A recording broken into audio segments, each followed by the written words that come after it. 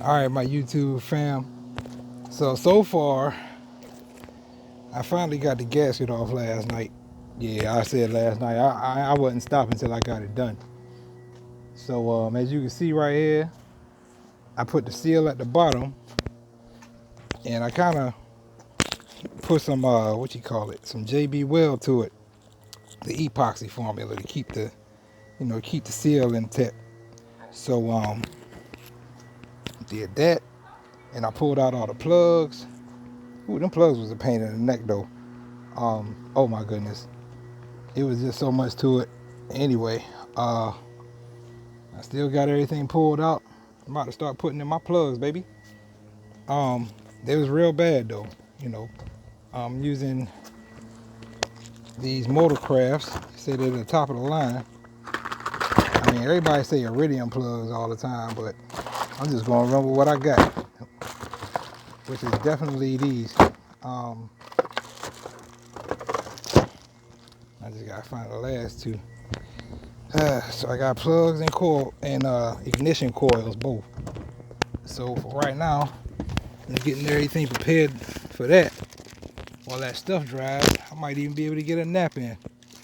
Man, it's crazy because I gotta work tonight too.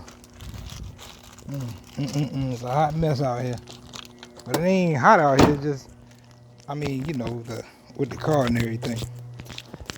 We working pretty hard at it though. We trying to get this thing together, man. I ain't trying to hear nothing once I get this sucker right. One way or the other. Anyway, let's just get ready to put these plugs in. I had a cool neighbor, so I had to get me another one of these spark plug, the spark plug socket. And that's basically because I had a little trouble with the one that I did have. There's a saying that goes, you get what you pay for. I ain't paid that much for the last spark plug sockets I had. So I was pretty much done for once I got my hands on this one. I mean, the other one. It was really hard to pull out for the last maybe 2 or 3. But definitely make sure when you're putting your spark plugs in, be sure to get a good quality. And when you're using tools, make sure you get a good, decent quality too. Those are very important, because if you don't, you could run into a couple jams just like I did between last night and this morning. The heck with them. So, being I'm waiting on my epoxy to dry, because that's what it is. I put a valve cover gasket up under it. That's why it looked like that right there. I'm definitely trying to seal stuff off because I felt like that was the problem in the first place. This engine looked like it's a hot mess, but it's very repairable. All I'm doing is putting everything back together. I say there's some geniuses out there that actually put these things, when they put these things together, they knew exactly what they was doing. So I'm just taking it easy. I'm not rushing. And I'm just starting off with one spark plug at a time.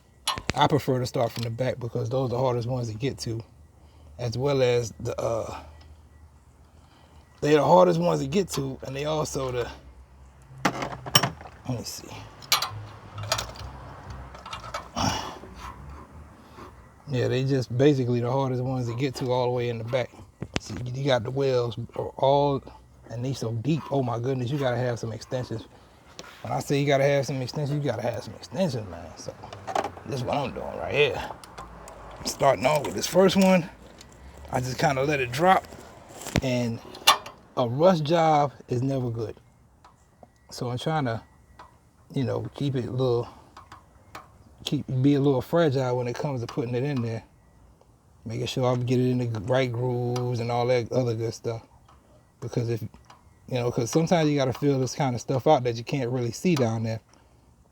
You don't want to strip your spark plugs. That would be really bad on all sorts of levels. Man, you talking about misfires and all kind of mess. So this is what I'm working with. So I got another extension somewhere. Oh, there it is.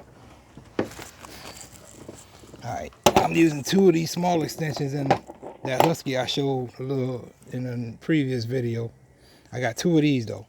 The Husky I got is the longest one I have, but it still ain't long enough.